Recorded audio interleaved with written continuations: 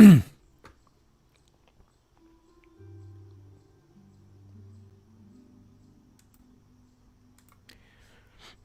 Yahweh, Bahashem Yahushai, Bahashem Ruach HaKodesh. Welcome to another live lesson. The name of this one is Daniel chapter 7. Now, I was recently watching one of Elder Apostle Tara's videos. I don't remember which one it was. And he went into parts of Daniel 7, bringing out certain points. And he said we need to do a breakdown on Daniel chapter 7, which we've done many times before.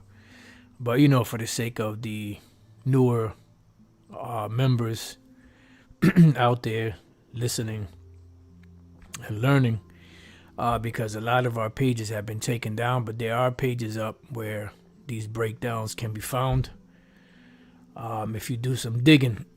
But Lord's will, we get into this lesson and it'll be an edifying lesson. I may have to do it in a couple of parts because I kind of want to just, if the Spirit allows, go a little bit in depth, not too much, but a little in depth, to bring out some points because we kind of breeze through it sometimes. So I just kind of want to see if Spirit allows to hit some major points in it and bring out some historical events and take it from there. Because, you could spend hours just on this one chapter alone, which we're not going to do because we know Jake's attention span is very short. So we'll get into it and try to make some points and try to make it concise, like condense it instead of making it, like a big, long, drawn out lesson. So when we go to Daniel 7 chapter, this chapter pretty much breaks down, as well as Daniel the 2nd chapter, it breaks down all of the major events, or should I say the major empires on the planet prior to Yahushua coming back and establishing his kingdom on the earth. One of the things he said before he was crucified was that Jerusalem shall be trodden down of the Gentiles until the time of the Gentiles be fulfilled. So that means that there will be ruling dominions and empires on the earth prior to Yahushua coming back. And we know through doing our studies that the last nation to rule would be the Edomites, because Esau is the end of the world and Jacob is the beginning of it that followeth.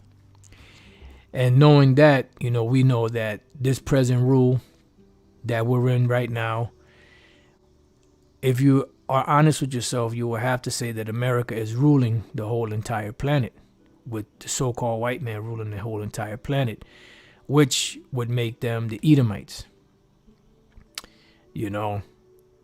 And once their empire goes down, because if we look around, we see all the signs and the prophecies playing out on the world scene as foretold in the scriptures, So that being the case, we know that the very next thing after all of these things happen would be Yahushua coming back, destroying this place, delivering the elect of the nation of Israel, and setting up and establishing his kingdom. Because when we read in Revelation, the 11th chapter, it says, the kingdom of this world are become the kingdoms of the Lord. Because he's going to take all of those empires down, and they're going to be under his belt. That's why he's known as King of Kings and Lord of Lords. Just like every empire that ruled, once they came into power, what happened? All of the empires before them came into subjection under them. It's the same story over and over again. So when we go to Daniel 7:1, it says, in the first year of Belshazzar, king of Babylon, Daniel had a dream and vision of his head upon his bed. Then he wrote the dream and told the sum of the matters. Now, I want to say this for those individuals out there that think that the Bible has to be chronologically chronologically written. If that was the case, if the Bible had to be chronologically written, then why wasn't this written before the 5th and the 6th chapters? Because it says the first year of Belshazzar. When we read the prior chapter to this in Daniel 6, it's during the reign of Darius the First. You know? And then we read the 5th chapter, it speaks about the downfall of the Roman Empire, with Belshazzar the king being the one that was taken down by Darius the Mede. So why wasn't this chronologically put before the 5th and the 6th chapter? This should have been chapter 5, then chapter 5 should have been chapter 6, then chapter 6 should have been chapter 7, if everything goes down like that. But anyway, be it as it may, just wanted to make that point. It says, Daniel spake and said, I saw in my vision by night, and behold, the four winds of heaven strove upon the great sea. This great sea is talking about the Mediterranean Sea. When he saw this vision, you know, he saw these beasts rising up, you know, out of this, you know, this is where he saw the vision, by the great sea. And when you do research in the scriptures, it tells you that the great sea is the Mediterranean Sea. It says, and four beasts came up from the sea. See? So they rose up from the sea, diverse one from another. You know, now when we jump down to the 17th verse, it says, these great beasts, which are four kings which shall arise out of the earth. Okay? So it doesn't necessarily have to represent four individual kings. It could represent four different empires. So you could understand, because king doesn't always mean one particular individual. It could be one particular individual, or it can be a realm or a kingdom or an empire, you know. And in this case, it's really talking about the different empires, but they were ruled by specific kings. All right. So now that we got that out of the way, now let's go to Daniel 7 and 4. Let's start division. The first was like a lion and had eagle's wings. I beheld till the wings thereof were plucked, and it was lifted up from the earth, and made stand upon the feet as a man, and a man's heart was given to it. Now in this verse here, you know, when you do your research, the first empire that was prevalent at this time, prior to this happening, was the Assyrian Empire. All right, the Assyrian Empire was a force to be reckoned with at the time. But then Nebuchadnezzar and the Neo-Babylonian Empire, they took over the Assyrian Empire. And in some cases it's called the Assyro-Babylonian Empire. All right. So the first was like a lion and had eagle's wings. When you look at the symbolisms of the Assyrian Empire, they had something called a griffin. All right. Now a griffin is an animal, right, with wings and the head of a man. All right. And this here human-headed winged lion, Lamatsu, this goes back to the Assyrian Empire. All right. It says from the 9th to the 7th century BC, the king of Assyria ruled over vast empires centered in northern Iraq. The great Assyrian king Ashurbanipal II, so on and so forth. You could read more. I just wanted all of these articles that I'm gonna go through, Lord's will, I put them in the description box so you can go and do more research and read up for yourself. All right, so this is a griffin here. You see the body of a lion with wings, and you see the head of a man. This is the Assyrian Empire, right? So it says the first was like a lion and had eagle's wings. Then it says, I beheld till the wings thereof were plucked. So when were the wings of this empire plucked? When the Babylonian Empire came into play, because the Babylonian Empire represents the lion. All right. And when we go here, I just typed in Babylonian Empire symbol. It says the lion. The lion is a symbol of Babylon and represents Ishtar, the goddess of fertility, love, and war, meant not only to symbolize Babylon, but to instill fear in enemies. It seems fitting that a single stone lion, albeit poorly preserved, is the only true reminder of Babylon that stands in Iraq today. All right. So when it says, I beheld till the wings thereof were plucked, meaning they took down the Assyrian Empire, and it was lifted up from the earth. Why? Because of the great power that they had to rule, because it was their time. The Most High sets up one and puts down another. So promotion don't come from people wishing or electing someone. It comes from the Heavenly Father. All right. It says it made stand upon the feet as a man, and a man's heart was given to it, which means what? They were given wisdom. And this was the Babylonian king Nebuchadnezzar. Now, when we go to Nebuchadnezzar the second, because Nebuchadnezzar pretty much was just a title. You have to remember that when you read about kings like Tiglath-Pileser and Ptolemy and Seleucid and the Caesars and all that, those were all titles that were given to particular rulers of that particular empire. So Nebuchadnezzar, he was the second. Nebuchadnezzar, Babylonian cuneiform, blah, blah, blah, meaning Nabu, watch over my ear. This is what his father called him. His father's name was Nabopolassar. It says, biblical Hebrew, it gives you Naba wa cha da na'a tazar. Also spelled Nebuchadnezzar II, or Nebuchadnezzar II, was the second king of the Neo-Babylonian Empire, ruling from the death of his father Nabopolassar in 605 BC to his own death in 562 BC. Historically known as Nebuchadnezzar the Great, he is typically regarded as the empire's greatest king.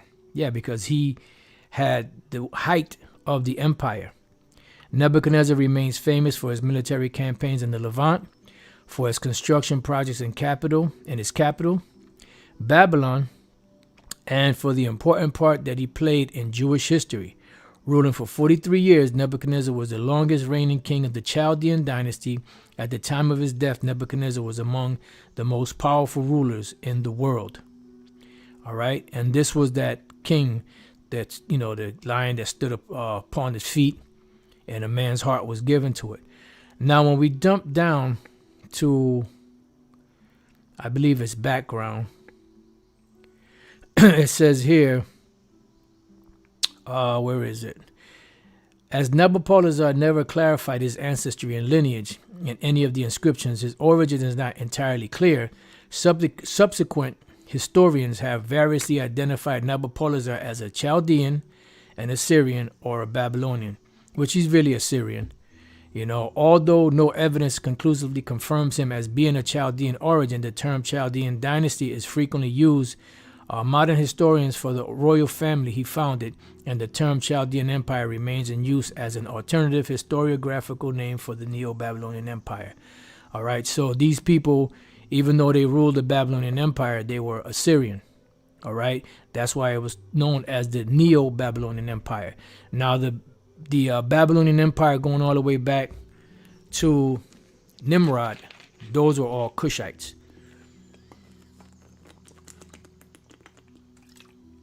which are modern day Ethiopians.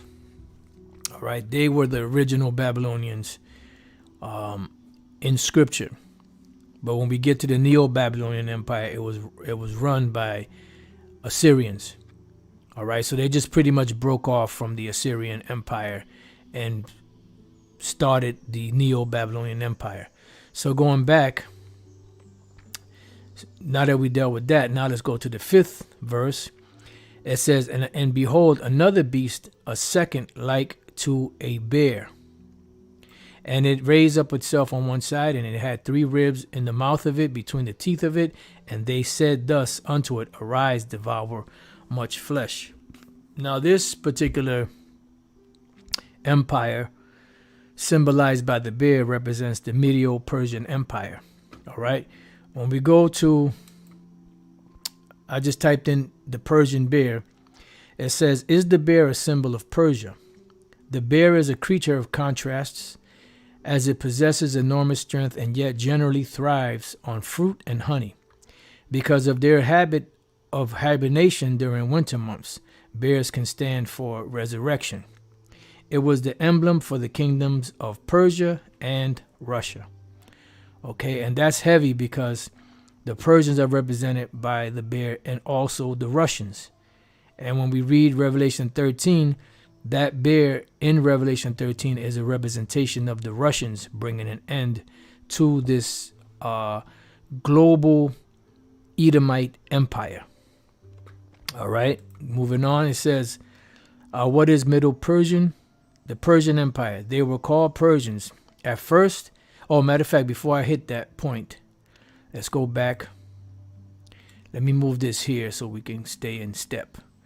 All right, and behold, another beast, the second like to a bear. That's dealing with the Middle Persian Empire. And it raised up itself on one side, because when you go into the history, the Medes were already a force to be reckoned with. They helped the Babylonians. They helped, they fought in many different wars. They were a force to be reckoned with.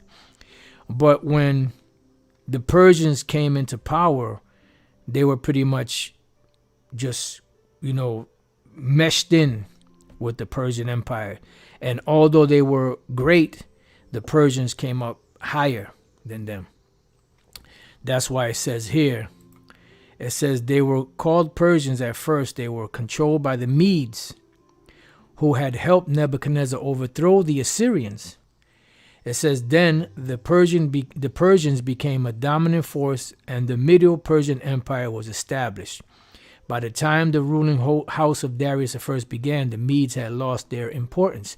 Why? Because pursuant to prophecy, not pursuant to history, not pursuant to strength, the scriptures speak about, that by strength shall no one rule, something along those lines. I can't think of the wording. If you brothers know what I'm talking about, put it in the comment board about Kusha.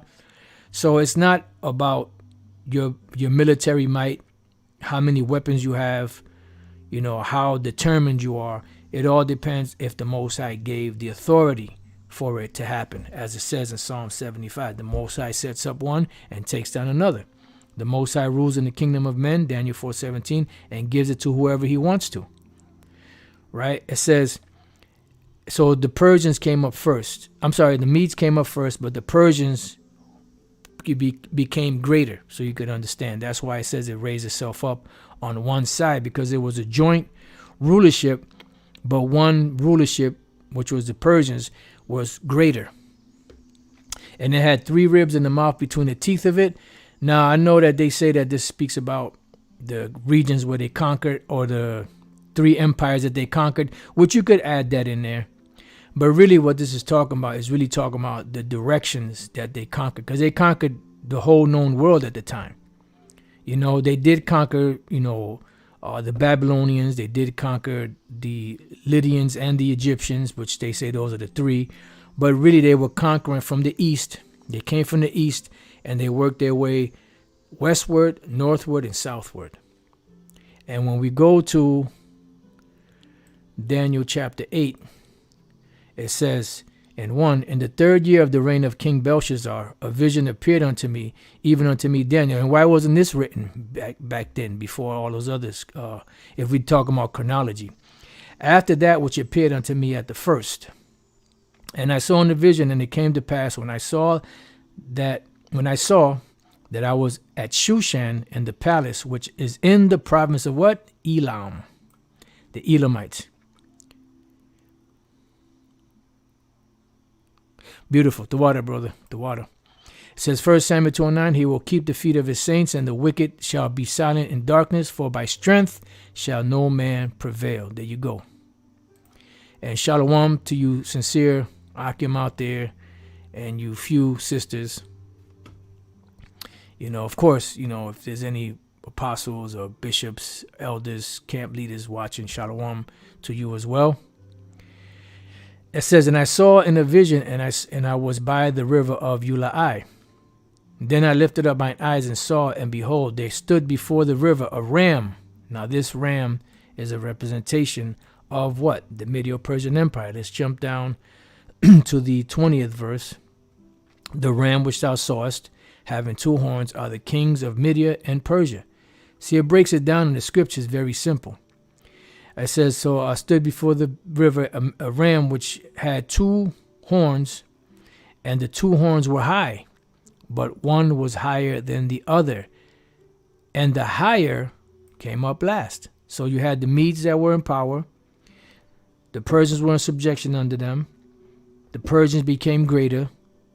They became greater than the Medes. So they came up, they were higher, but they came up last. I saw the ram pushing what? Westward and northward and southward. These were the three ribs in the mouth. You could throw those other, those three major places that they conquered, but it's really talking about the direction. Because remember, they conquered the known world. It wasn't just those three. They conquered the known world. But you could throw that in there as a, as a footnote. So that no beast might stand before him. Right, because there was anything that came before the Medo-Persian Empire, they could not withstand that power. They just became meshed in with that empire. Neither was there any that could deliver out of his hand, but he did according to his will and became great. Yeah, because at one time it was thought lunacy and madness to try to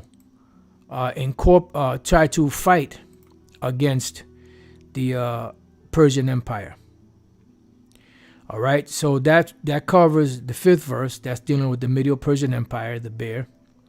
It says, after this I beheld another before we move on. I forgot one thing before we move on. All right. Before we move on.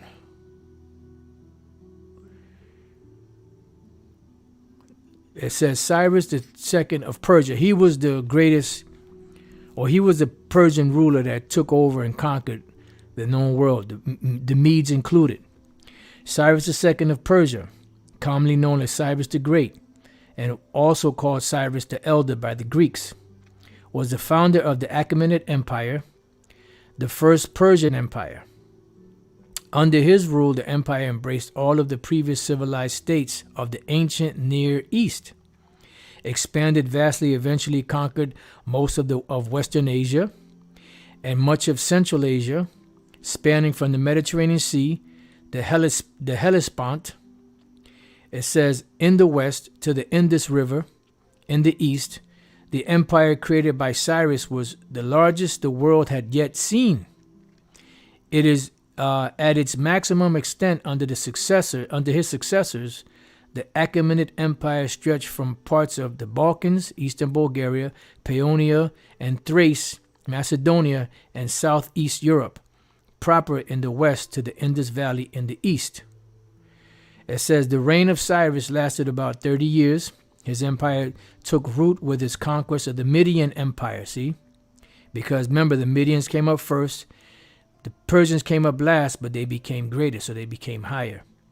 Followed by the Lydian Empire and eventually the Neo-Babylonian Empire. He also led an expedition into Central Asia, which resulted in major campaigns that were described as having brought into subjection every nation without exception. Cyrus did not venture into Egypt and was alleged to have died in battle while fighting the Massa-made,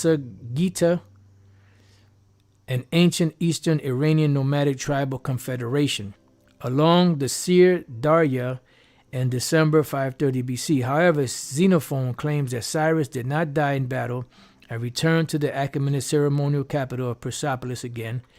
He was succeeded by his son Cambyses II, who managed to conquer Egypt, Nubia, and Cyrenaica during his short rule. And you can read more if you want. Like I said, I put these in the description box. Let me see what this was about. Okay, this goes over here. And let me move this over so we can stay in tune. So when we go to the 6th verse of Daniel 7, after this I beheld, and lo, another like a leopard. And, if you want to know the nature of a leopard, you have to, do some research. The scriptures say that they shall be like leopards in the cities or something like that. They shall watch over the cities like leopards. And pretty much a leopard, when you look at the nature of a leopard is a loner. A leopard is very stealthful. He moves in the daytime, in the open, among other animals, and they never see him. You know, he's very, very crafty, very skillful, very stealthful. They're very powerful animals too. You know, so when you know the nature of them, you understand why the scriptures, you know, matter of fact, let's go to, I believe that's either Job the 4th chapter or Job the 8th chapter. Just bear with me 1 second.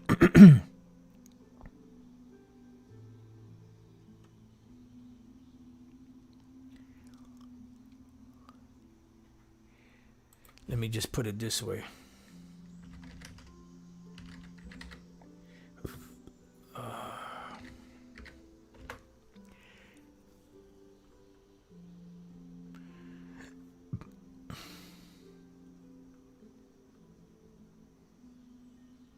Here it is. It's 12th chapter. I thought it was. It says, "But ask now the beasts, and they shall teach thee, and the fowls of the air, and they shall tell thee." You know, so pretty much they show you by the characteristic of this particular animal, in this case the leopard, why it was used, you know, for Alexander the Creep or Alexander the Greek. After this, I beheld, and lo, another like a leopard, which had upon the back of it 4 wings of a fowl. The beast had also 4 heads, and dominion was given to it. And this represents the Greek Empire. The leopard is a representation of Alexander the Creep or the Great, Alexander the Great, Alexander III of Macedon, commonly known as Alexander the Great, was a king of the ancient Greek kingdom of Macedon. He succeeded his father Philip II to the throne in 336 BC at the age of 20. He spent most of his ruling years conducting a lengthy military campaign throughout Western Asia and Egypt. By the age of 30, he had created one of the largest empires in history, stretching from Greece to northwestern India. He was undefeated in battle and is widely considered to be one of history's greatest and most successful military commanders. All right, if you want to read more, you may read more. Just go to the links in the description box and you can get more.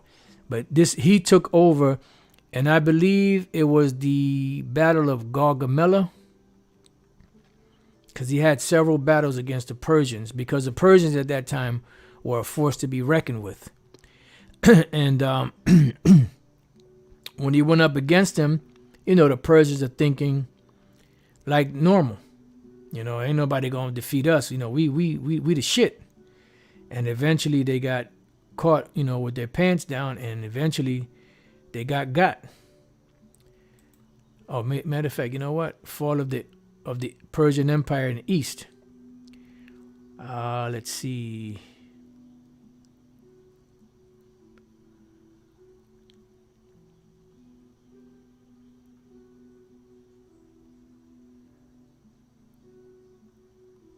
Yeah, I don't really see it in here.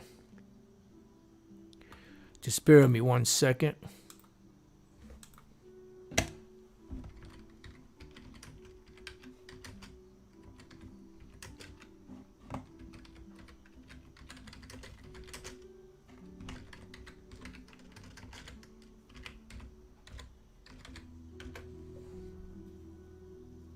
Okay, no, it was a Battle of Isis.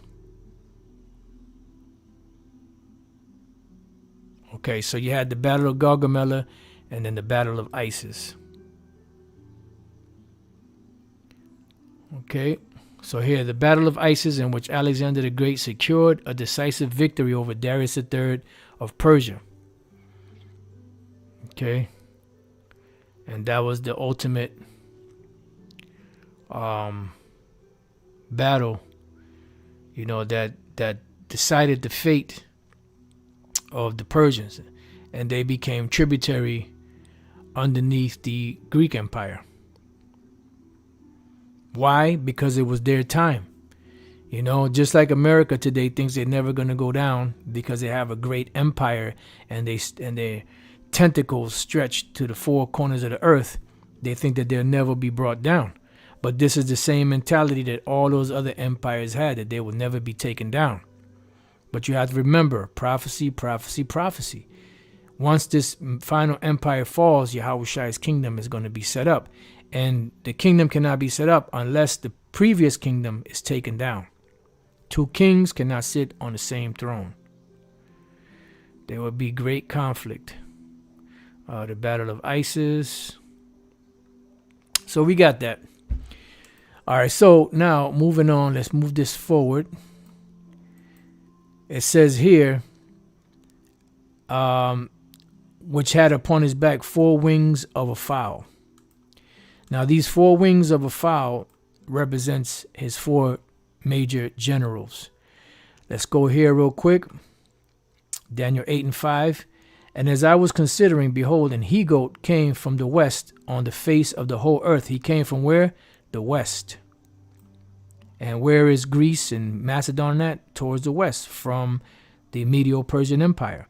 So when we jump down to the 21st verse, it says, the rough goat is the king of Persia, which is what? The first king of the Greek Empire, which is, and the rough goat is the king of Grecia. I don't know if I said Persia, king of Grecia. So the first king was what? Who was the first king of the Greek Empire? Let's go to 1 Maccabees, the 1st chapter and the 1st verse.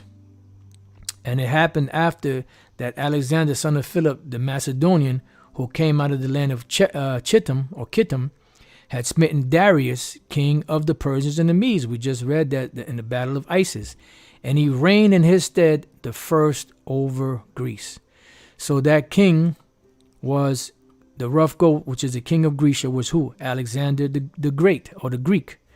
And it says, and before we read on, and the great horn that is between his eyes is the first king, which is Alexander the Great, or the creep. When you read the history in Josephus, the priests at the time showed, once Alexander came into Jerusalem, Salakia, and gave them much reverence, they showed him in the scriptures, the parts of the scriptures that were speaking about him. And it said that he perceived that it was speaking about him. He was that great king to conquer at this time, the goat, the leopard, so on and so forth. All right, so going back, it says, and as I was considering, behold, an he-goat came from the west on the face of the whole earth and touched not the ground. Why? Because he conquered the known world. And I believe it was about 12 years. He conquered the known world. That was unthought of ever, because wars were fought for long periods of time. So in 12 years, he conquered the known world. And he wanted to keep going, but his men was like, nah, man, that's enough. He wanted to just keep going east. Just wanted to just keep conquering, But they was like, nah, you've gone too far.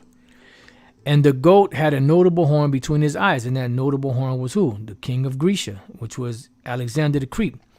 And he came to the ram that had 2 horns, which I had seen standing before the river, and ran unto him in the fury of his power. Remember, each empire that came after the Babylonians was inferior, because it was an inferior metal that was used for them, but they were stronger in battle. It says, and I saw him come close unto the ram, and he was moved with choler against him, meaning this was hot anger, and smote the ram and brake his 2 horns, meaning he took down their power, because they had horns. Each one of them had a ruling power, a staff, and he broke that power. And there was no power in the ram to stand before him. And they even said that when Alexander beat Darius, that Darius fled, he ran. But he cast him down to the ground and stamped upon him, and there was none that could deliver the ram out of his hand. Right. because there was nothing that anyone could do. Therefore the he-goat waxed very great, and when he was strong, the horn was broken. Why? Because he died very young, about the age of 32 or something like that. From some disease. You have different, accounts. Some say he died of syphilis. Some say he died of this. So it's all kind of different accounts. But nevertheless, he died according to what? Prophecy. And for it came up four notable ones towards the four winds of heaven, which were four horns. And they took over his empire. Because when you go to Daniel 11, it says that his posterity would not rule in his stead, but his generals did. All right. Let's see.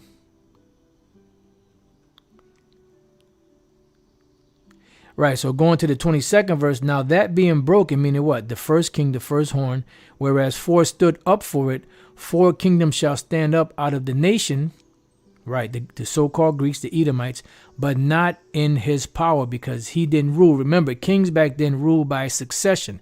Their sons were brought up and taught to be nobles and taught how to rule a kingdom, the strategy of war, the strategy of maintaining the income of an empire, studying the different histories, studying the different battle techniques and tactics on the battlefield, every different thing that was given to them. But his son did not reign, and I believe they killed Roxanne, which I believe that was Roxanne was his wife, and his son. They killed them both. It says, and in the latter time of their kingdom, when the transgressor, okay, this is going into something else. So let's go to this one here.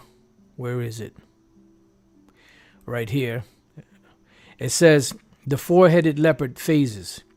The third, and then when you read some of these, you brothers that are newer in this, be careful because you have bones in this. That's why you have to get the understanding first before you venture off and try to do your own research. You could do your own research, but keep in mind that these things like this have bones in them. All right? And you have to be careful, because if not, before you know it, you're going to be teaching some old crazy stuff. Like when you go through some of these breakdowns that these devils do, they get part of it right, but then when they get to the fourth beast and the horn and all that, they start talking about the Antichrist and all that, and the anti-type, and inside joke, but the Antichrist and all that, that's total bullshit. All right, stick to what you know. All right, just wanted to throw that out there. Caveat emptor, buyer beware, or caveat, which is a warning, Latin for warning. So it says the third symbol representative of the kingdom of Babylon under a new constitution shown to Daniel was a leopard with 4 heads and 4 wings. Its answer to the brazen part of the image, right, which is in Daniel the 2nd chapter, which bore rule over all the earth, and they did, because they conquered the known world. And to the goat with 4 horns pointing to the 4 winds in the 8th chapter, but without the little horn, which is represented by the 4th beast, which this is off right here, because when you read Daniel 7, it speaks about a little horn. The little horn in Daniel 7 is America. The little horn in Daniel 7 has nothing to do with the little horn in Daniel 8. The little horn in Daniel 8 represents Antiochus Epiphanes. So there's 2 separate horns in 2 separate chapters. All right, and you have to know that to be able to differentiate. It says, which is represented by the 4th beast. That, like I said, that's the leopard is Macedonia, which are the Greeks, representing Alexander the Great's dominion, and those of his 4 principal successors who divided it among themselves. Now, when you go and you deal with Alexander's generals, he had many generals. Antigonus was one of them. Sometimes in these breakdowns, they try to put Antigonus in there. Antigonus was not one of the 4, but he was a top general that received certain lands and stuff like that. But this ain't that kind of party right here. Antigonus was not invited to this party, this prophetic party. The body of the beast represents the power. The body of the beast represents the power before it was divided, and each head, one of the subsequent divisions, The wings represented the position of the Macedonian heads relatively to the Holy Land. At the death of Alexander, a long period of war ensued, which resulted BC 301 in the establishment of the following kingdoms on the territory of the kingdom of men. So you have the first head, second head, third head, fourth head. All right. The kingdom of the south, comprehending Egypt, Libya, Arabia, Coele-Syria, and Palestine, under the Ptolemies. Ptolemy was one of the heads. Second head, the kingdom of the northwest, including Thrace, Bithynia, etc., or the Thraco-Macedonian. Where is the... I thought I had the... Let me see.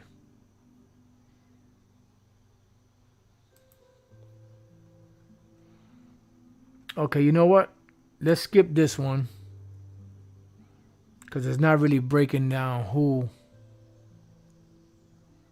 This one was the Ptolemies, but they didn't really. Then this one is Seleucids, but they didn't really give the other one. So let's go to this one here. Let's move this over. Let's go to this one here, the Hellenistic world, the world of Alexander the Great. When we scroll down here, we're just going to go straight to the point. After Alexander's death, his empire was divided among his 4 generals, known in Latin as the Diadochi, the name by which they are still referred from the Greek, Diadokoi, meaning successors. Lysimachus, who took Thrace and much of Asia Minor. Cassander controlled Macedonia and Greece. Ptolemy I ruled Egypt, Palestine, Cilicia, Petra, and Cyprus. He founded the Ptolemaic dynasty, which lasted until the death of Cleopatra VII, because there were 7 Cleopatras, in 30 BC. Seleucus I Nicator ruled the remainder of Asia and founded the Seleucid Empire, which was comprised of Mesopotamia, the Levant, Persia, and part of India. So the 4 generals were Lysimachus, Cassander, Ptolemy I, Seleucus I Nicator. This is where the kingdom was divided among these 4. All right, so you could understand. So, moving on, the beast had also 4 heads, and dominion was given to it. So that's pretty much the 3rd beast, which is the leopard. Now the 4th beast, and we're going to end it here, and then Lord's will come back, another time and do some more. After this I saw in the night vision, and behold, a 4th beast, dreadful and terrible and strong exceedingly, and it had great iron teeth. It devoured and brake in pieces, and stamped the residue with the feet of it, and it was diverse from all the beasts that were before it, and it had 10 horns. This is the Roman Empire. This represents the Roman Empire. Now, when you go here, and I saw in the night vision, and behold, a 4th beast, dreadful and terrible and strong exceedingly. The military might of the ancient Roman Empire was very strong. That's why they were compared to iron. Now, when we go here to this article, matter of fact, you know what? Instead of doing that, let's move this one forward. Let's go to this article here. It says Rome's Imperial Iron Age. Iron is a useful metal, and you can do a lot with it. You can make cookware, nails, agricultural tools, and other handy things. Despite this, we tend to associate iron with one application in particular, warfare. There's a reason for this. The Iron Age of Europe saw the expansion of several military powers. From the Athenian Empire to the Empire of Alexander the Great, none, however, would reach the size or scale of the Roman Empire. The Roman Iron Age began long before Rome became an international empire, but it was partly thanks to iron weapons that the Roman military was so effective. Of course, it was iron in the hands of Rome's enemies that led to its downfall. How's that for ironic? Get it? Iron? Ironic? They're trying to be a little funny there, but hey, good pun. Now, we know that they're pretty much the establishment or the beginning of them was really through Julius Caesar. They were ruling before, but once Julius Caesar came on the scene, this is what cemented the beginning. The real guess you could say, beginnings of the Roman Empire, because they go back, before this. You had Pompey, you had Crassus, you had, Julius Caesar, you had many military campaigns, but at this point, this is what gave rise to the Roman Empire, as we're going to read here. Gaius Julius Caesar was a Roman general and statesman, a member of the first triumvirate. Triumvirate simply means three men. Tri is three, and virit is where you get the word virile or man, three men. Caesar led the Roman armies in the Gallic Wars before defeating his political rival Pompey in a civil war, and subsequently became dictator of Rome from 49 BC until his assassination in 44 BC. He played a critical role in the events that led to the demise of the Roman Republic and the rise of the Roman Empire. And why was that? Because it was prophecy, prophecy, prophecy. That's right. So going back, it says, after this I saw in the night vision, and behold, fourth beast, dreadful and terrible and strong exceedingly, and it had great iron teeth that represented their power, because teeth also represents power. It devoured and brake in pieces, right? Because it took down all of those empires, subjugated them with that great power, and stamped the residue with the feet of it, right? Because they made them to follow and be tributary to the Roman Empire. And it was diverse from all the beasts that were before it. Now, how was it diverse? Every empire that ruled prior, they ruled by what? Kingship. Once the Roman Empire was established, it was run by a Senate house and one ruler. All right. Let's start at first Maccabees 8 and 13. Also that whom they would help to a kingdom, those reign, and whom again they displace. Finally, that they were greatly exalted, meaning the Romans. Yet for all this, none of them wore a crown or was clothed in purple to be magnified thereby. Why? Because when they were established as a kingdom, they were going to be diverse from all of the other empires. Moreover, how they had made for themselves a Senate house, just like you have today in America, wherein 320 men sat in council daily, consulting always for the people, to the end they might be well ordered. And that they committed their government to one man every year, who ruled over all their country, and that all were obedient to that one, and that there was neither envy nor emulation among them. So pretty much that's it. So the government to one man was what? Their president, which back then they were known as Caesars. Today they're known as presidents. Same difference. All right, and this is how they were diverse from all the other ones. All right. So it says, I considered the horns, and behold, there came up among them another little horn, and that another little horn, or other little horn, this represents America. All right. This has nothing to do with the little horn in Daniel 8.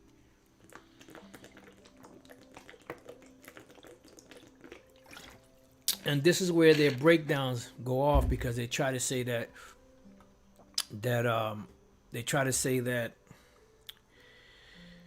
this is a representation of the Antichrist, and all kind of madness comes after that, It says, before whom there were three of the first horns plucked up by the roots, right? Because, you had a conglomeration of nations of Europe.